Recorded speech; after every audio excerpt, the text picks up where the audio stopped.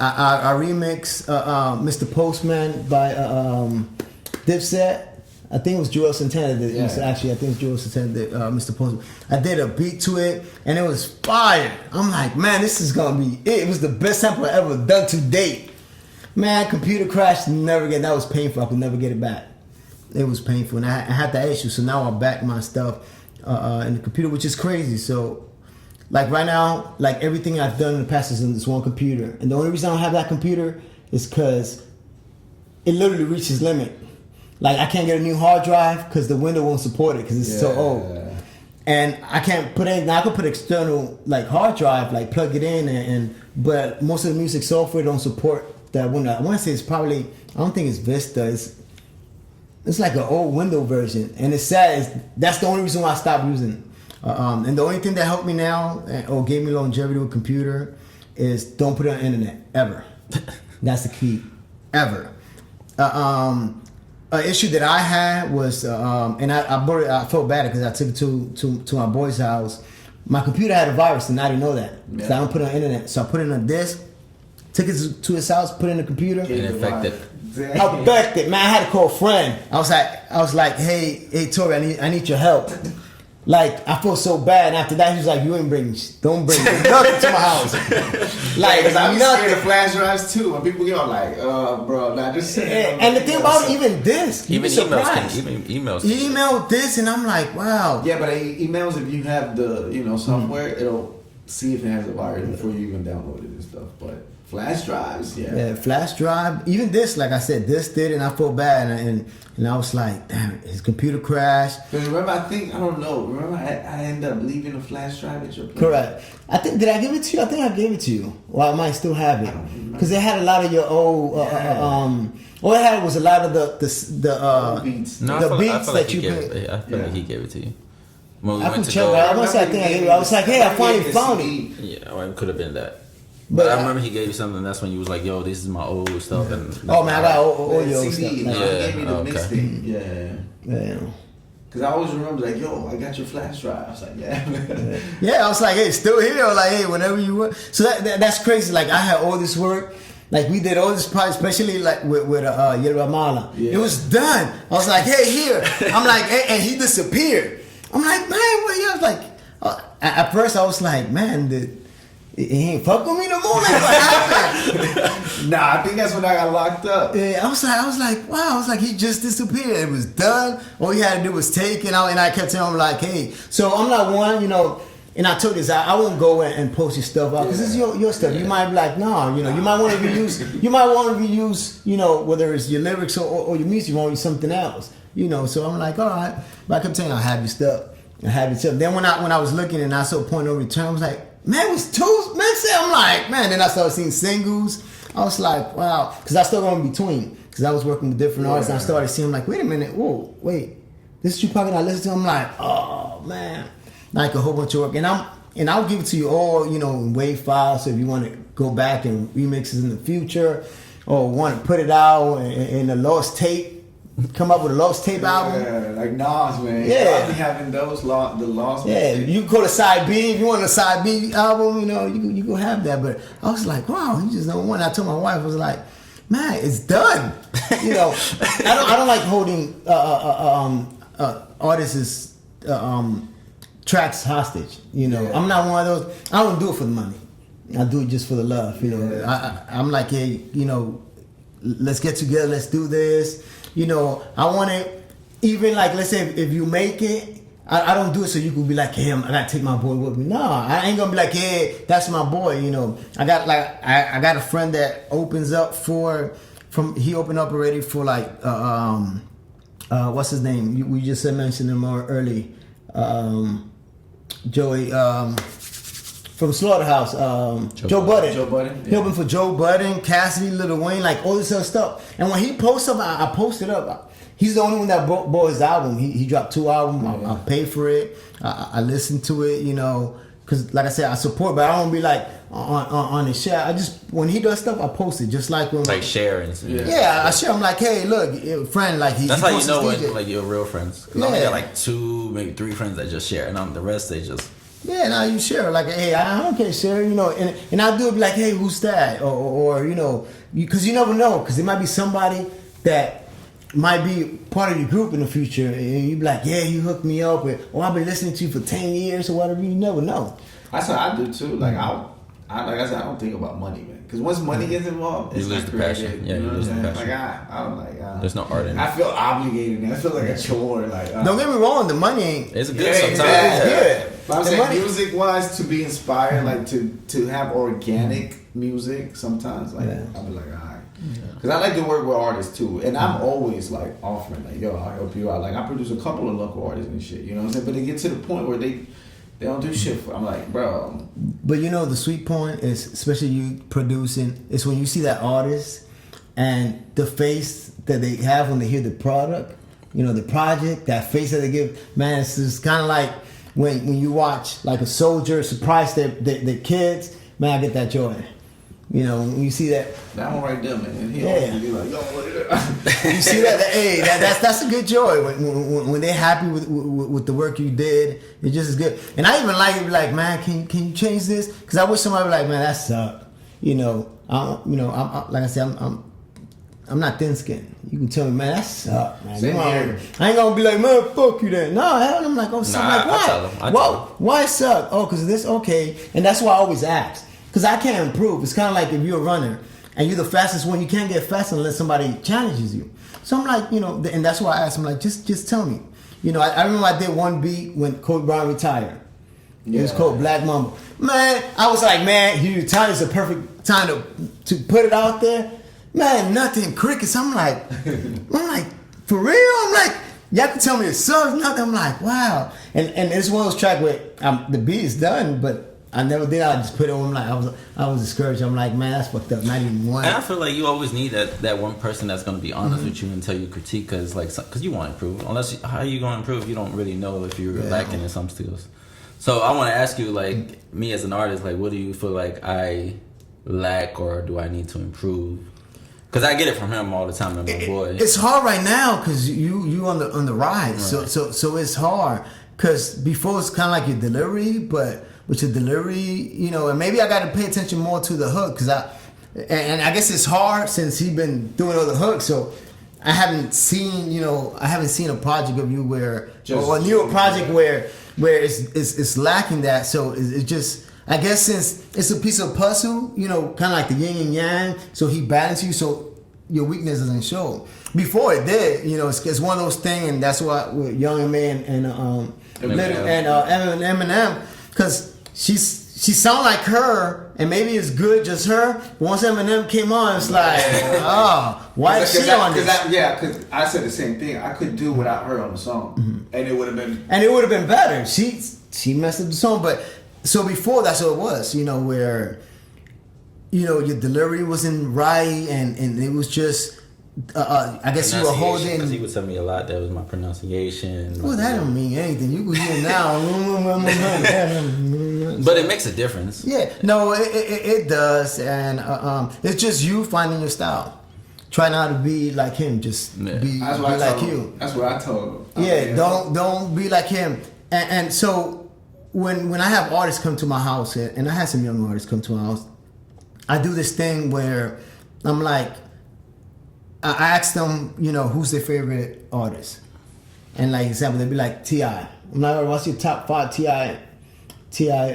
Music? So they tell me, and depending on what, I ask why. So when they tell me, I go and get those instrumental for those 5.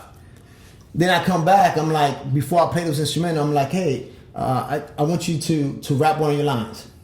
So they rap their lines, and I'm like, all right, I want you to just remember the exact same line, and now you, for these 5 beats, you're gonna do it. So the beats change, so you're like, oh, wait, no, just change your flow. And it's kind of like a flow exercise where you just all the time. Pick, you know, stick to the same lyric, and that's just to build yourself. You stick to the same lyric, and I actually do that for music with the same lyrics that I wrote for Bad Boy. I use that when I make the beats, which is crazy because I change it up and I slow it up. I do it whether it was with what's that called, with trap music, whether it's boom bap, whether it was reggae, the same lyrics Yeah, he told me. He said, and with the melody, that's how I come. That's how I come with my melody. Yeah, so I'm like, how I sing that beat. I mean, how I would sing. I would rap that beat on this beat, and then I'm like, okay, so here's my melody from. Then I come up with a melody. And it's funny because I tell him that. Yeah, he told me he called the universal line, write the I was like, lyrics, yeah, universal line where they universally. fit. Yeah, because I do that. That's the reason I'm able to switch. Because I'll do a verse to one beat, and then I'll go do it to another beat. And he was like, man, and they were like, no, that was for another beat. But then I'll go and do it to different 5 beats. This same verse, just different deliveries, different flow, right? And I was like, if I can do that, I'm good. Because I can do any beat. Like, it doesn't matter. And it helps with your cadence. And another thing is you can study your favorite rapper. Like, who's your favorite rapper? he did tell me. He was like, yo, when you listen to somebody, like, try repeating the well, words. listen to the cadence. You can hear the cadence. So just listen to the cadence, how they deliver that last note. Sometimes some of them use like 2 words.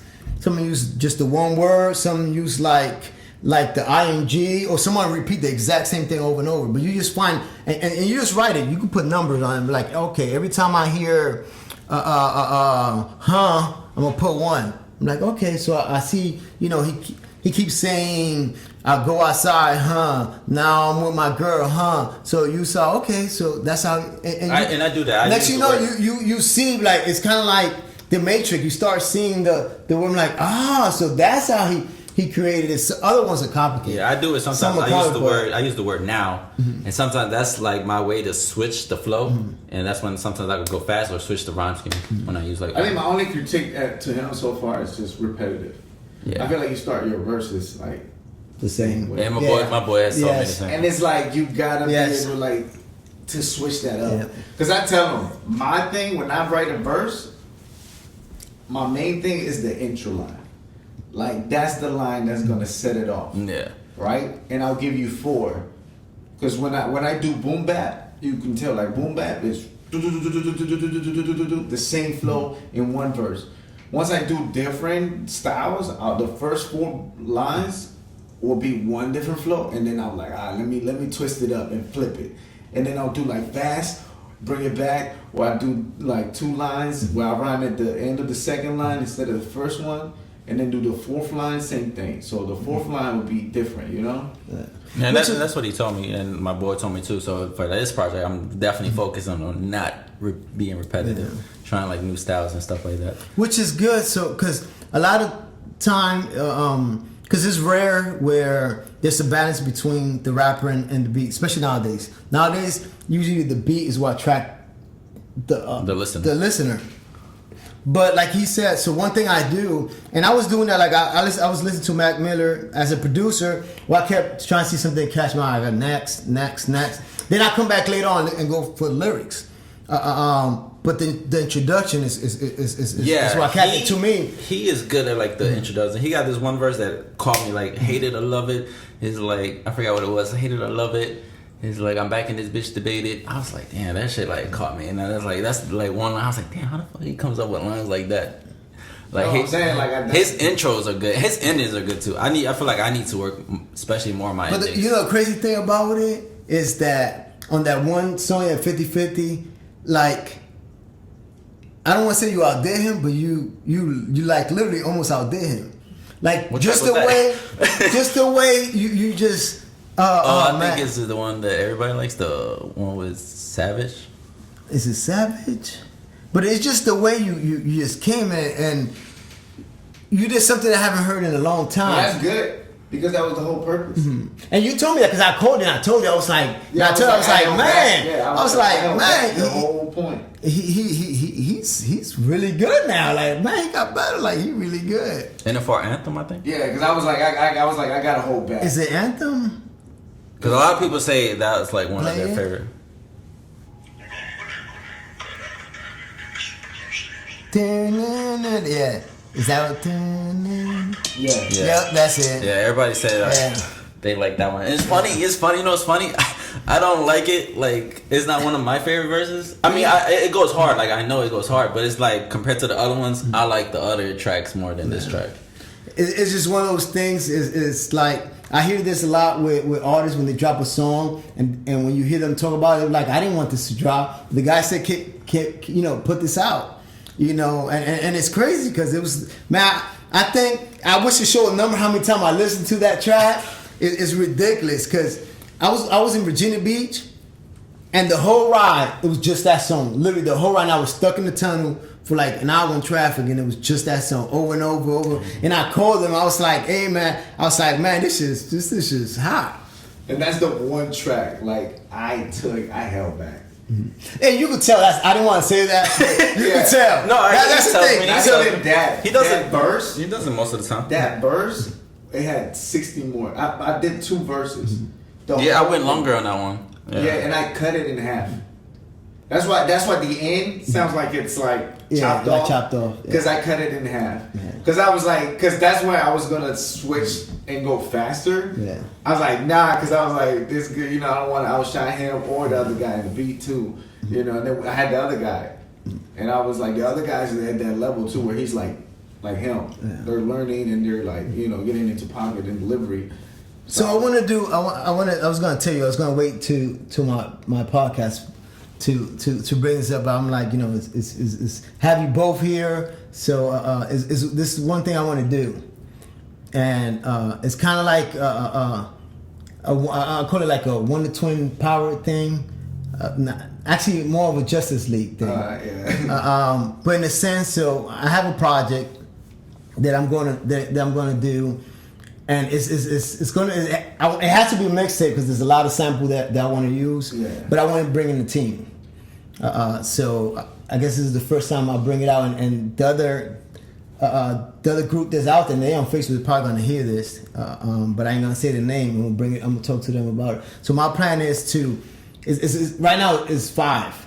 So the only thing I want to have is 6 to bring a female. But something about Virginia.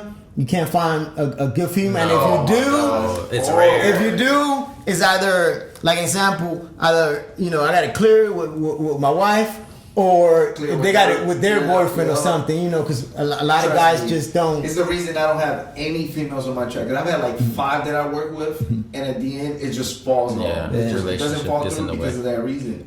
Either their significant other, always. So what I'm trying to bring in together, So what's gonna be called? So it's gonna be MC, but Mischief Cartel.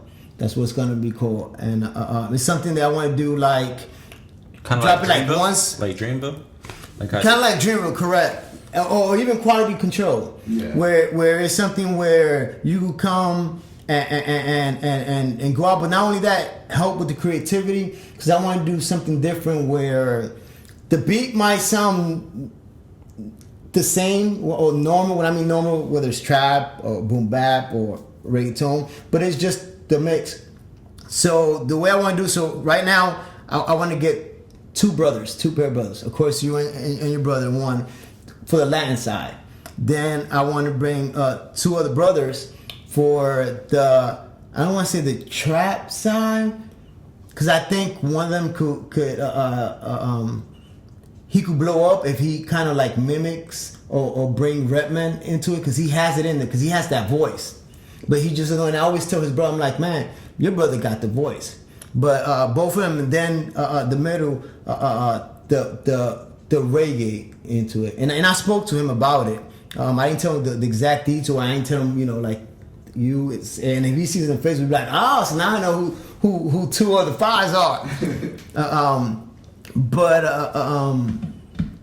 just for the creativity, not only that, so when I do this, it's also like an example. So it's kind of like, want to showcase you out and to push your stuff out. So my plan is to just push it out. Just send it out. I even talked to a friend of mine that DJs for the reggae side. And I told him, like, hey, when I send you any reggae, because I want to dip into reggae and Afro beats, and I made a few beats. But I even told him, I said, hey, I want you to push it to all your, because he has a lot of DJ friends. Just push it out and just critique the shit out of it. Be like, hey, you suck or whatever. Just let me know. Just to push it out. Because so back in the day, they used to have this website where you could put DJ stuff, but now the DJs kind of lost their power, because for you to play somebody's track, just like with Facebook or even a podcast, If you don't own the rights to it, you can't play it at all. Even so, that's why I don't like playing music on Facebook. You're like, oh, I don't. So that's why when I do my podcast, it's gonna have to be my beat or something they already own. You know that they have to like, hey, I produce, and they'll sign a waiver because if somebody come to me like, hey, he said he owned it. I don't want to get, I don't want to get screwed. But so as far as the team, and it's just to change it up, and I want to say somebody did something similar to recently. Drake's new song. Oh, you know Life is what Good. Life is Good. Is it with Future? Yeah, Future. Life is Good. It's the crazy thing is something similar. I'm like, man, did you read my mind? It's something similar to it. The only difference is that Future, to me, Future. No, it's good. I think he crushed Drake's side because maybe it's just the beat. I'm like, damn, we just need Future by himself. But everybody's been saying that half and half. Mm-hmm. Somebody like Drake part, but it's something similar to that. More. The only difference is that I like to connect my beats. Okay, so I got that idea as you've seen in that song. Because I've been trying to do that, and I have that now because I have 3 tracks that are like that. The only difference I like to connect my songs, so when you could hear the connection, not that's totally different songs. Yeah, because I got that from the last mixtape I did, the last track that I did, which was 2020, was it? Mm-hmm. Where I switch up at the end. Mm-hmm. You know, it's trap, and then I switch it to like old school. What's it called? 2020. Because I heard that beat, I was like, yeah, because I'll do trap, kind of like a flow, and then it switches the beat up, and then I'll do that, and I'm like, yeah, that's how I want to do something. And not only that, then it's like to help build each other's weaknesses. And also to, like an example, if I get you in for a project, then I know I could get you in for like, hey, you want to do a mixtape? Oh, can you help me with this? Can you help me? Just basically so I can get back in, because I miss it. I told my wife, man, I miss it. I miss getting back in the studio, and it's tough because I get up at 3:30 in the morning to go to the gym, drive all the way to Blackstone to go to work. I leave from over there anywhere from 5:30, get home by anywhere from 6:37. This week has been late as crap. And once I get home by 7, now I got to dedicate time to the kids. So I got a 1-year-old who's still like a baby. So he wants me to hold him. We got to cook, put the kids to bed. By the time we do all that stuff, it's like 9, 10 o'clock. And I was like, man, if I stay up, I got to get up at 3 o'clock in the morning. I got 4 hours, 3 hours. Like, damn. But I told her, I said, I have to do it. I have to. Yeah, that's how it is for me too. And that's why I told you I look for your stuff, because it's like, once I see his project or he did something, man, I gotta get it. And I told my wife he could do it, because the thing about it, I'm also doing 2 podcasts. I want to do one with my wife where it's more about, I don't want to say couple, but us building together in front of everybody. Yeah, working on our stuff, and we come up with some idea, but it's tough when you got a 1-year-old. It's just not gonna happen. They're gonna come down. Like I said, I've done beats, and it's been fire. Podcast it's hard to have, to be parents and have kids, and it's like it makes it hard. Cause that's how I feel too. That's why I was like, because I've been trying to do this for a long time. I've been telling him like, yo, I want to do a podcast. I want to do a podcast. Like I'm trying to. You just don't want to show your face. Yeah. You want to do a podcast, but not show your face. Podcast, like I want to do the podcast where I talk to artists and just support local artists, because I was like, nobody does it anymore. Like nobody supports. And I remember when that was coming up, like there was. That's why I miss MySpace. Yeah, because MySpace was a lot better. Big on that. Facebook. Nah. Facebook is. Well, Facebook they took away. They never had that power where you could showcase your stuff. Now it's a little when you can, but it's commercial. Yeah, but it's just you really have to pay, and then you got to pay to re-advertise yourself and boost. MySpace was not. You didn't have to pay. You showcase. You even had your own little media player where you could put your music, your video, and it would automatically play when somebody checked out your profile. Correct. And then it takes space. Or they had to do that little link, that hyperlink, and bam, boom. That's the only thing I missed. But now it's like everything's commercial. It's like, man, it's like you gotta pay for everything. Yeah. You know? So I was like, nah. No, what was that mixtape website? That Piff. You know, that's another thing. That would used to be good, but that, I don't know, I guess now SoundCloud is the thing. SoundCloud is yeah, now that's like the easy way out. But as far as showcasing, it's something like I try to do online radio, but it used to be big. I want to say around the MySpace era, then it just Yeah, because they took it away. Radio is becoming obsolete Yeah. too. You know, I know who really. Yeah, I listen to satellite radio and to online radio.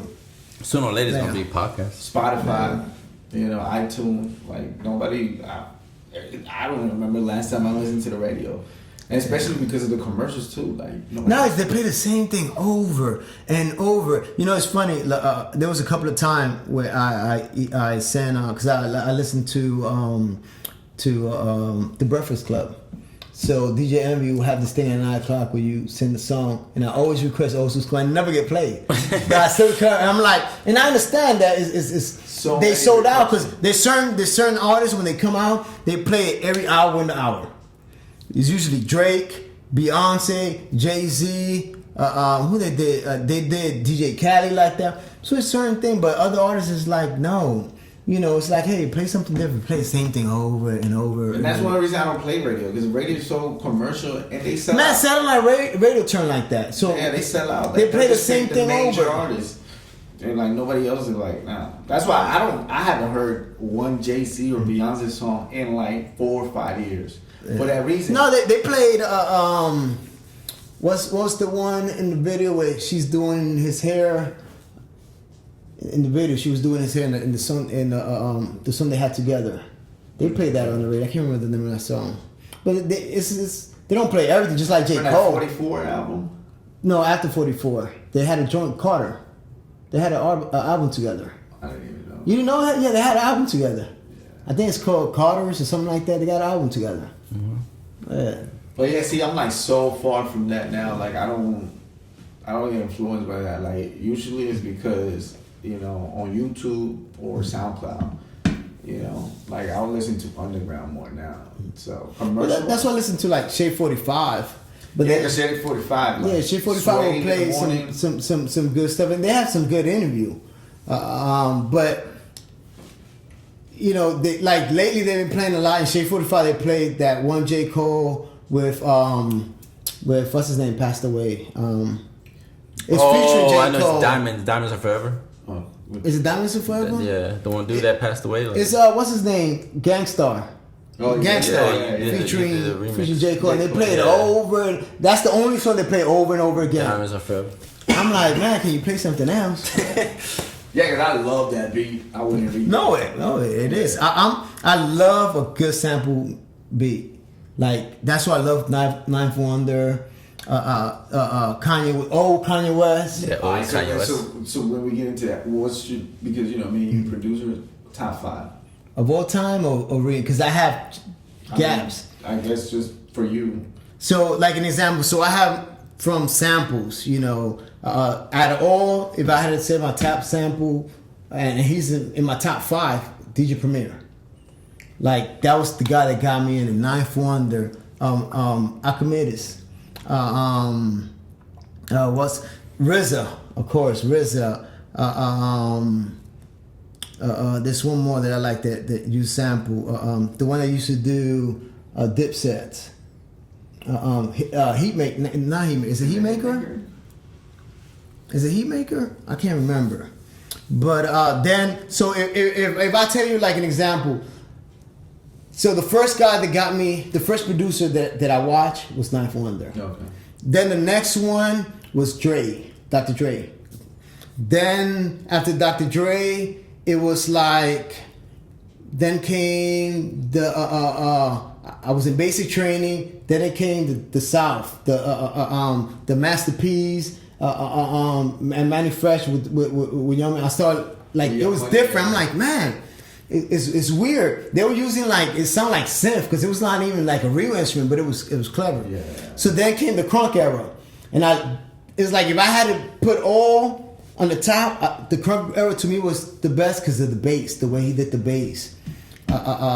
That whole Little John, Little Scrappy, and even to a little bit. So So too in Texas. correct, but then before that, in between, then there is Scotch Storch, which was just amazing with the keyboard. It seemed like I feel like he kind of like was watching Dr. Dre, and I was like, hey, let me turn it into a romantic Dr. Dre verse. Because he worked on the Dr. Dre. So, you know, I feel like he's a mixture between Dr. Dre and Timbaland.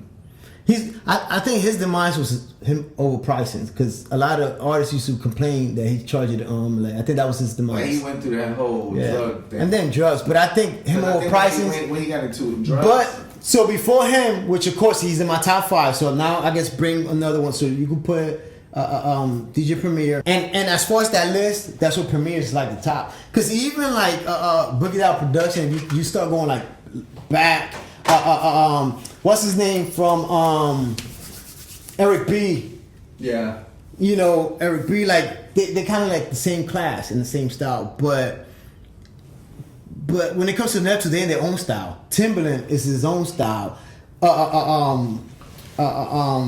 Swiss Beats definitely in his own style. Well, at that time, I know it was the Neptunes, Swiss Beats, and Timbaland at that time. But Swiss Beat was more of he was keeping. To me, Swiss Beat was that one that was still hanging on a lifeline, keeping New York just holding on. Because I like the last one he did with Nas. Mm-hmm.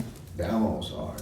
Oh yeah. Like anytime he works with Nas, like him and Nas is like they're like. But the one that and I like Kanye West. So Kanye West kind of fall in the same with the sampling. The only thing with Kanye West, he has that weird. It's not West Coast. It's more like he has like a East Coast / Southern kind of. I feel like he created a whole new genre, especially with the 808s. Mm-hmm. Yeah. It is yeah. Because once he did those 808s, that's when he was like, and then he inspired other ones. But Timbaland was nasty on those 808s. Timbaland was just. Timbaland gives you more of a universal 808s. As far as Kanye West, he gives you that one lane 808s, where it's like his style. Yeah, because Timbaland worked with pop artists too. Mm-hmm. Well, yeah, and I want to say that Swiss B has done it too, and some other artists. But like now, like I like some of the new producers. Earl on the Beat is the one that I've been watching, because if I had to compare my style to somebody, it's Earl on the Beat. And I'm like, man, he literally does the melody sing like I do. And I could play some old stuff before he came out. You'd be like, man, you're right. And I'm not saying he's stealing my style. And I tell this to my wife, I'm like, babe, this is like literally my style of beat. And she'd be like, you're right. Like literally, I'm like, ain't that a bitch? And he make it, because so if I was to come out and then be like, man, you buying, you copying this thing. And that's the only one that I could compare, because I seen some stuff that he done for Quality Control, and it's literally my melodic style. I'm like, man, this mother effer beat me to it. That's when I see some stuff like, man, they beat me up. So now I got to change it up, and that's what I'm trying to keep creating. Now I got to change it up, but to stick with the producers, man, there's a lot. But then I also got to throw in, as far as my gumbo, like the DJ. And when I mean the DJ, it's not like with DJ Cali, like the DJ Playero. And it's just for the mixing side. The noise. Personally, I can't fuck with DJ Khaled. DJ Khaled to me is just garbage. Well, if you look at his album, you can see that he's a tag team. He's a great tag team. Yep. You know, he's that guy that keep getting these belts because a partner, and he's good at that at the whole team. He's good at bringing people together. Correct. Now, one thing that, like, if he was to say, hey, it's just DJ Khaled only, like, no. I think what's his name? He's not Mike Jones. What's his name? No. Killer Mike. Killer Mike got a great style. Bone Crusher, another one that has his own style, and I like those because it's different. I miss it. It seemed like it disappeared, just like the Snap movement. Snap movement came on like, man, I'm feeling this, and it was gone. Like, I don't know who killed Crunk, but it was gone. But Crunk was just hard. It's just like it was just, you could dance to it and fight to it at the same time. You could work out to it. It was just all purpose. Young Bloods. You had the Eastside Boys, Eastside Boy, Crime Mob, like it was just that whole era now, and the All Stars. That's one, besides R&B, that's one of those things I miss, because R&B, I love R&B. You know, there's no R&B. I don't really see R&B going anywhere though. Like, well, the thing about it is kind of like neo soul. I love neo soul music, but and R&B nobody too. Nobody put correct. So you see, Chris Brown and Trey Songz, they just like, you know, they don't want to. I don't even hear Trey Songz. Yeah, I don't hear Trey Songz. No, he got one out now with Chris Brown. He got a song out with Chris Brown. I never really fucked with Chris Brown like that. No, I think Chris Brown is I think he got skills. He's good at it. Yeah, he's good at pop. Yeah, he's good. I don't know. He was good in that song with Lil Wayne. I want to say he's on the Carter 3 album. I think he's on the Carter 3. Yeah, the one where they like dress up in the bank and shit. They outside and it's dark and he's dancing. I think he's pretty good. He surprised me. The one with Busta Rhymes. Which one is that? It's Lil Wayne and Busta Rhymes. That one track. That's when he surprised me. When he like Busta Rhymes come on and say, "Let me show you how to do that thing." He tells Chris Brown, "Let me show you how to do that thing." Because Chris Brown, I want to say that was the first time I heard him rapping. Oh yeah. Damn, I had it in my head. Yeah, because him and then Trey Songz did it too. Like Wonder Woman. It was like, yo, who the fuck is this rapping? And it was Trey Songz, and nobody knew. Because Trey Songz started that. That's crazy that Drake was in that video. I think Tyrese started that. Tyrese was rapping before, but nobody picked it up. Yeah, not like that. Because when Trey Songz came out with Wonder Woman, yeah, it was different. Because he was like, what the fuck is this on Trey Songz? That's when Drake made his But he started as a rapper. Yeah. Trey Songz started as a rapper. Yeah, he started as a rapper. He was like, yeah. He started. He tells the story. He was like, nobody was fucking with the rapping, so he was like, I started singing. Yeah. And that's what got him up there was the singing. Yeah. But that Joan with Twist is my favorite of him of all time. My second one is My Side of the Bed. Yeah. Of course, it's R&B, but no, I miss R&B. That was my thing, you know, because just like I think you said you wrote poem. No, you said you wrote he poem. wrote poetry. Yeah. He wrote poetry. I wrote poetry. I'm sure I got books, you know, and I always say when I get older, I get to my kids. But you know, it's one of those things where I got to keep out because of course when you write poetry, it's always based. Most of my poetry is either love or suicidal because girl broke my heart and I'm like, man, the hell with this? We all been there. Death, darkness. We all been there. You know, so I got my darkness, you know. Black roses. Yeah. But I wrote a lot. Literally, I got books of poetry.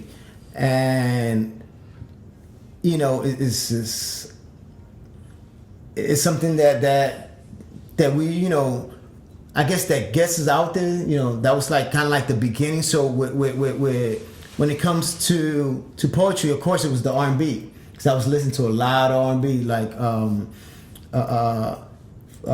New Edition, the love side, not the dance stuff.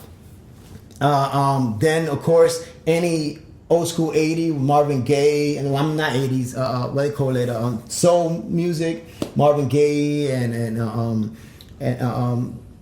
artists like that. And then, of course, the 90s, when you had like H-Town, and I used to listen to Casey and JoJo. Like even Keith Sweat, like it was big, especially in New York. It was big. Oh, the R&B. Keith Sweat, Casey and JoJo. Then there was like, hey, 112. 112 was good. Yeah, 112. Oh, yeah, 112 was good. But so it was good. You had the groups. Then all of a sudden it was Boys to Man too. Yeah. Boys to Man was good. Yeah, Boys to Man. It was a lot of group. Then it disappeared. Then Neo Soul came out. I'm like, man, I'm feeling this.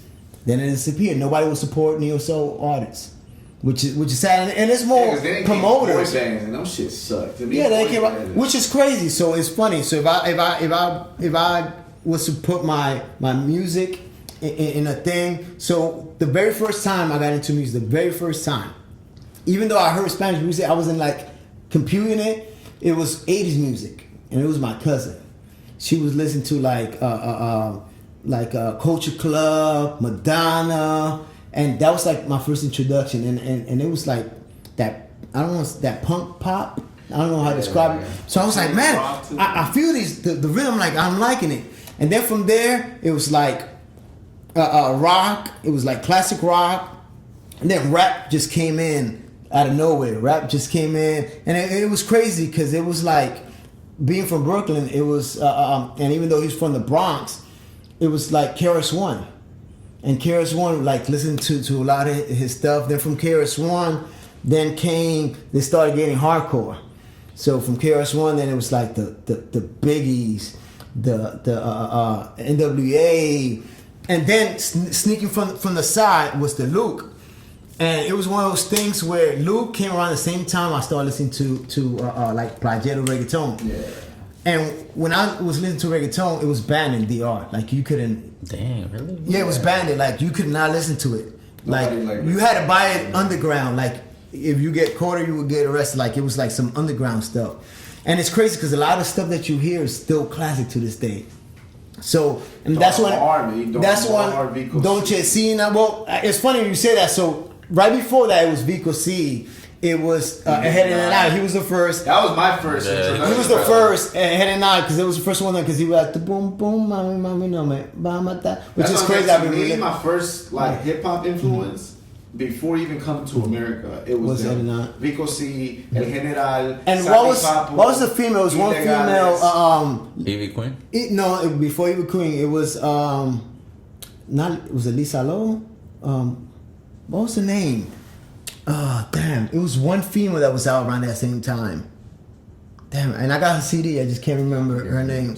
And then from there, then it started being the underground stuff. And the reason that I got caught with the underground because they were using beats that like from Dallas Effect, and then the way they were mixing. That's why I said I had to put the noise and play it. The way they were mixing it with the reggae, it was like tight. And then you hearing this because all it was really rap. But with the reggae beat, made it into reggaeton. And they made the melodies. Because if you look at it, like you said, Playero tapes. They all rap. Mm-hmm. Correct. It was rap. Tito Bambino did not sing at all. He would rap. They all rap. Daddy Yankee, all of them, they would rap the same way. It was rap. And if you pay attention to like, who was that? Big Boy did it too, right? Big Boy. Yeah, Big Boy was one of the Big first Boy was ones. one of the biggest ones that he would sing. Yeah, and then he would rap fast. Oh yeah. But if you ever listen to the old school reggaeton, you notice that they mimic somebody, like whether it's Bridget Banton or Mad Lion. Their image, they'll take a character and turn it into a Spanish version of it. That's what happened though, because I know in my country we didn't know shit of English, but you still were getting influenced by the '80s on all that techno shit. And then they would mix like Sandy Papo, Ilegales. They would have some samples from those rhythms and those sounds. And then they would bring the reggae. Because reggae originally Panama, El General, and then they, like I said, Puerto Ricans, Dominicans started listening to it, and they put their own bling to it. And then that's how reggaeton came about. But I mean, they want to say like they're original to make it that sound, Yeah. If I had to guess, I had to say Ahead and I. He just came out of nowhere. I did it. Like he was that one. Yeah. He was the pioneer to that. No, he was, and that's what I said. And that's what last year, towards the end of last year, that's all I was listening to, almost every day. And if you look at my Pandora, you see it was like the third one, fourth one, because and I'll go back and I'll play. Well, let me go back. See, I was listening to reggae, but because he was the first one to give you. See right there, Ahead and I, and I was literally like listening to it, and I. Constant. And not only that, he did the crossover too, like with CNC Music Factory with the whole. And I don't know how to describe their music. I think maybe the beginning of EDM. Maybe I don't know how to describe that disco. It's like Los Cuentos de la Cripta. Yeah, it was. It's probably like more similar to disco because it's kind of like a. It was a mixture between disco, techno, and reggae. Because they did a lot, and they were all hits. All his songs. You couldn't go to a house party of Spanish people without hearing him. Yeah. And that was like, to and me, one thing is Spanish people support. Spanish people do support. No, they do. Because that's the biggest artist now. Like you see the biggest streams, the biggest reviews and stuff. Yeah. All Spanish. All Spanish songs.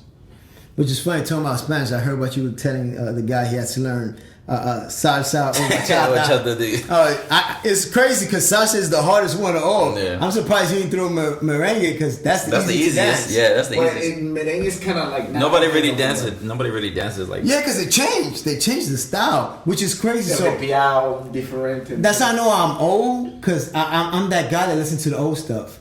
And I got a friend like, hey man, can you hook me with some of the old Spanish music? Cause I love the old stuff. And I'm like, man, I'm getting old and I don't want to hear the new stuff. Cause like I like Romeo, but some of the stuff that he makes, I just don't. I can't listen to Romeo Santos. I just can't. I'll go to that wine and I'm like, what the fuck happened? You know what the girls love it, and there's a few artists like that that like him, but I just feel like he's repetitive. repetitive, same shit, the same content. Like you're not evolving at all. The only thing that's changing is the beat. Correct. And they're not even that good compared to when They're not good. Yeah. Hector Lavoe. Yeah. You know what I'm saying? Like, That's classic right there. Right. Yeah. I like El Torito. Like all of them. Like every time somebody was like, "Oh, there's a new song," I was like, I don't even want to hear it. Like, And doesn't catch my attention. so when I go to New York, like my cousins, they're like, "Oh, you all you do is listen to old stuff." Cause they play, but I'm like, I don't I feel listen it. to old school. Like sometimes you like the shit that I listen to. You like, how the fuck do you rap? Because I'm the same way. Yeah, because I listen Look, to like you I can said, look- old school stuff. Look at my playlist. My just scroll down. Look at the playlist. It's everything. When I mean everything, literally. Look pentatonics. You see what I'm saying? If you look at it, it's literally different. Yeah, that's the And, same. and that's what I do. I listen to different stuff. You see Neo, you see Bob Marley, you see Sublime, Lady Soldering, Toby Keith, that's country, Madonna. Like I love old type Kenito Man. The reason I started listening to him because I missed the old school. I feel like if you're gonna be like a good artist, a good producer, you gotta hear. I do the different same sounds. thing. Wu-Tang Just look and- at my Spanish old school list. Oh yeah, Franco. I like. Oh man, that's Frankie my dude. Ruiz. That's my dude. Like That's I'm Grupo Nietzsche. Oh man. Grupo Nietzsche. Yo, they to me are like the I don't want to say the Neptune, but they got some classic. They got some classic that's just you know I'm what? telling you, like Jerry Rivera, Proyecto. Yeah, 'cause that's Enrique I'm shocked that Iglesias, nobody's sampling a Grupo Nietzsche. You know, that's surprising too. Carlos Vives. You know, people be surprised because I be playing like Fulanito or like Oh yeah, you know, Fulanito, Leo yeah, Don that's and that. stuff like That's that. fast. Yeah, Merengue, merengue. That was like yeah. the new style. That was like That the was- rap that- merengue. that was the beginning That was of like the the rap change. merengue. Yeah, Yeah, where we I'm were surprised. Even in my era, could be like Rigoberto Carlos. You know what I'm saying? Like Juan Gabriel, like Olga Tañón. Ana Gabriel, Oh, I got some on it, Gabriel. Tito Puente, Sierra Cruz, yo, that's like the queen, yo. That's what I'm saying. Like I listen to really old school. Yo, you know way before my time. who I see you when you get old? Toño Rosario. Yeah. I could see you, the man Toño Rosario, because this dude trying to, you know, like I love his old stuff, but he had this. I don't know how old it is, but Dale Vieja, I think it's called. Yo, when I heard that, I'm like, what? I love what I don't know who produced that, who made. You know, I guarantee it was his band, but that was some creative right there. And I was like, man, maybe I need to cross over into that. Like I got a friend, my barber's brother. He does bachata. He got a bachata guy, and I want to say I heard y'all mention his name. He's local. I heard y'all mention his name on the podcast. I want to say in a second. Anthony Bachata. Anthony Bachata. Yeah, we work with him. We And I was like, I'm like, what? Like, what a small world? Because that's his art. I'm like, and he promotes him a lot, and you see him if you go to the barbershop, you sometimes see his poster and stuff like that. But that's good, like you said, you were saying it. You know, Spanish people promote. You know, they help promote each other. Yeah, they do. And I do that to my cousin, and you probably seen it. Like he got this hit in DR that's big. But I feel like Dominican are more supportive because I see a lot because y'all Dominican and Puerto Rican. Yeah, but no. It's like no, because like so it's something I think you were saying it when your friend was asking about dating a Latin girl. Colombians and Mexicans and No. The difference between an American Hispanic culture versus from the actual country. Yeah. That's the difference. So. It depends how they were brought up and Correct. where they were born. So the crazy thing, like my family is mixed with Puerto Rican, especially my dad's side. It's heavy mixed. And my mom's side is like 1 or 2, but my dad's side is very mixed. And growing up in New York, it was a big beef between Dominicans and Puerto Rican. Yep. And like I had a bad taste because like my son's mother, she's Puerto Rican, and like I went through this hardship as a child because I had my son. You know, he's 26, so you know. Yeah. I had him at a very, very young age. So, you know, her uncle threatened me, and it was that whole Dominican-Puerto Rican beef. So, like, when I joined the military, I had this thing where, man, I hate New York Rican. That was the thing. But I was, like, just seeing it as just Puerto Rican. And the crazy thing is that when I was in basic training, no, I'm sorry. When I went to AIT, when I went to what they call that Exodus leave. Yeah. My stuff got stolen from Greyhound Station right here in Foley. They stole my stuff. Never made it to even Maryland. They stole my stuff. So I had all my my dress uniform because you know leaving job. Yeah. All that gone. So I had to buy everything. I had no money because I was still private, no money. And it was a Puerto Rican dude, literally from Puerto Rico, that was there and gave me money. And after that, I'm like, where you from? And he was telling me in Spanish. He was like, no, soy de Puerto Rico. I'm like, wait, no. I'm like, you ain't from the state? Like, no, soy de Puerto Rico. I'm like, what? And from there, it was like a total 360, and it was like kind of like a reality thing where it's like, and it's different now, but that's how it was. The climate was in New York. It was just like this weird beef, you know, where Puerto Rico was like, oh, you Goya, you plátano, and Dominican was like, oh, you Goya, oh, you don't wear no socks, you wear shoes, no socks. It was a weird ass beef, but it was a real life beef.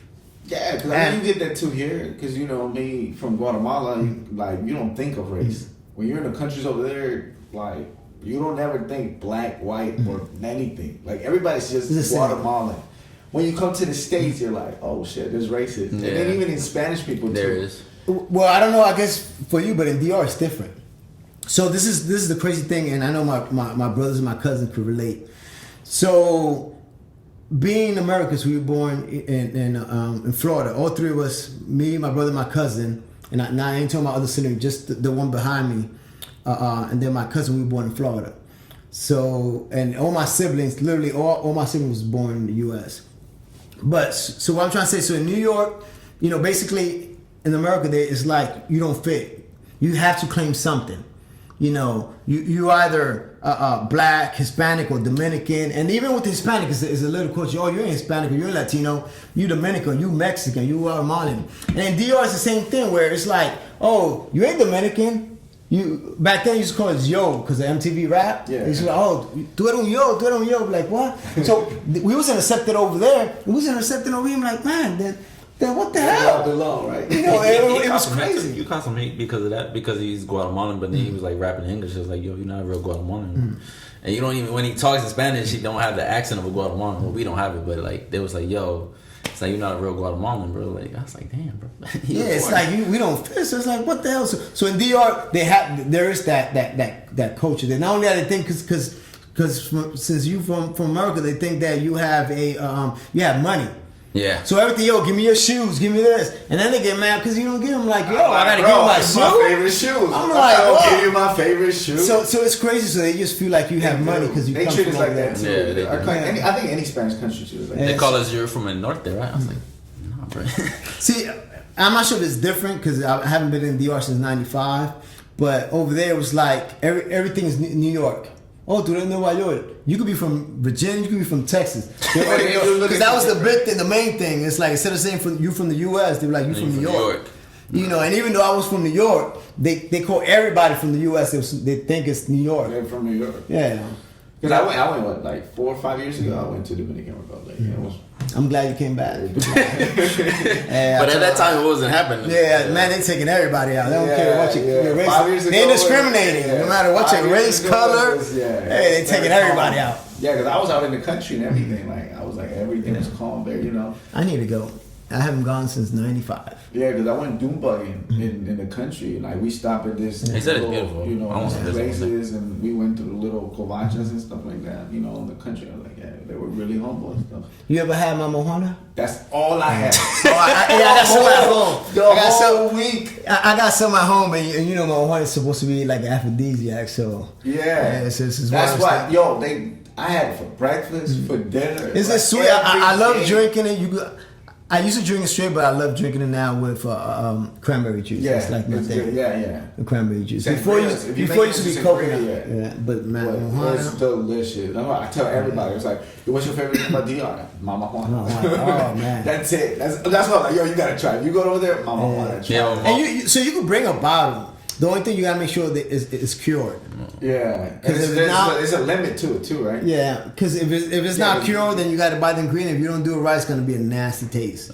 So it has to be cured because of all the roots and stuff that has in the leaves. Yeah, it's really good. Like, it's really good. Like, that's all I drink the whole time I was there. I ain't tried no other liquor, bro. Like, yo, quiero marijuana. Otro. Yeah, no, that's good. Yeah, of course they got what Brugal, they have Barcelona. Anejo, Brugal, yeah. Yeah, so that's usually. But over there they want to drink like Ray Martin. What's that? Ray Martin. They want to drink not Hennessy. Bacardi is also big over there. Because they're used to Mama Juana. Yeah. You know, that's The whole Presidente, but I'm not a big beer guy. Yeah, I don't do beer either. But that's the main one is Presidente. Yeah. Yeah, I'm glad you came back safe and take you out. Me too. You never been there? No, I've been to Puerto Rico. My mom was trying to like kind of like. You might come back with a wife. Oh, what? Yeah, you can come over there. You come back with a Yeah, wife. my mom was like, since we were at Puerto Rico and it's close, she was like, "Why don't we go there?" I was like, I don't know, because we didn't really have like a good a lot of days. I was like, I don't know, I'm gonna be tired. I was like, let's just stick to Puerto Rico. That's good. You might not have came back alive. Yeah, at that time, yeah. yeah. Oh, you went around that time? Yeah, I went in August. Yeah. But I enjoyed Puerto Rico. I loved it. Puerto Rico was nice to me. It's not bad. Yeah, they play a lot of reggaeton. That's all you hear, Yeah, bro. it's not Like, bad. and they have like these whole system in their cars, and they just drive by and you can hear it. So It's so small too. Yeah, You just gotta watch it because it's a lot of hood in Puerto Rico. Yeah, it is. Yeah, that's It is. what I'm I saying. visited some of them, but it's bigger than Hawaii though. Like the island, because it's same as Hawaii, but just. So I didn't hear you guys say. So what got you in Hawaii? I was in the was over there. yeah. I got He was stationed over there. stationed over Yeah. there. So when I got out, I stayed there and I Oh, called. I didn't know him. you were in. Yeah. Yeah, all of us, all part of the army too, bro. But But I got the dog tags right here. You said, like, man, See, hey, the guy that's not in, keep it, show the dog tag. Yeah, I gotta show Like, people that fuck I'm up the dog tag. I mean, look, see, Nah, I did 6 that's years. how you know they got out. Dog tag, shit. He wears the hat, the Nah, two hat. No, I did 6 years active, and then I got out. So when I got out, I loved Hawaii. I was stationed there, and then I decided to get out, and I called him. I was like, "Yo, why don't you come live out here with me?" Because yeah, it was so much better. I didn't want to leave. So that's what got you in photography, Hawaii. Yeah, Hawaii. Well, I did photography. Yeah, I did it before, but Hawaii was the reason why I got in I always photography. did. That's crazy. I didn't know that until after, because I guess you must have got into it real heavy after, because I never noticed that from you. Well, the there thing was is- no sign. Yeah. No, it So like you said, I never show a lot of things. No. That's why I stay in the bed. There's a lot of things that I don't automatically from just getting to know me, because one day you're like, I didn't know you do that. Because in high school and after school, I took photography classes, I took filming classes, I took recording, art classes and everything. So it's always been about art. Mm-hmm. So one day I was like, all right, one day I have to put my skills to the test as far as photography. Because he was like, I was like, I do photography. And now he was like, no, I'm better. And then it was like, all right. And then I was like, I had to prove him. So that's what got me. I was like, let me get my camera for you. And then I started doing photography. So I was like, all right. So then when I went to Hawaii, I was like, all right, let me put it into practice since I'm here. So when did you get into video? Filming the same time. Yeah, same Like I time. said, way before. Because he knows. I even told him. I was like, you need to learn this. Because I couldn't do everything. Yeah. Right? I was like, I learned filming and I did it. 'Cause I would do the whole cameras back in the day. It was so much different. Yeah. Bigger. Yeah, bigger Yeah, tapes. You had to buy different stuff. So it was a lot Different more lens, you had expensive at attach the time and a whole bunch too. of attachments. Yeah, so I was like, man. So I was like, I gave it a break.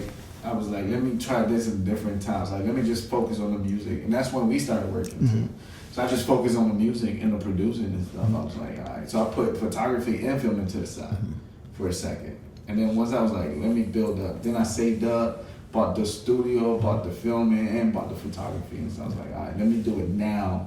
Now that I have time and I'm more settled, more stable, I was like, I can do all of them at the same time. This is the best time for you because you ain't got no kids, just like you were saying, no kids, no wife. And there's nothing wrong with it, but Yeah, nothing wrong with that, but it takes time. It is extremely hard. And like I said, my motivation is always seeing you come up with something. That's been my motivation to see, and it's been you, mostly you, than my boy Rome, because he hasn't been putting out a lot of stuff because he's been doing supporting his group. But that's been my thing,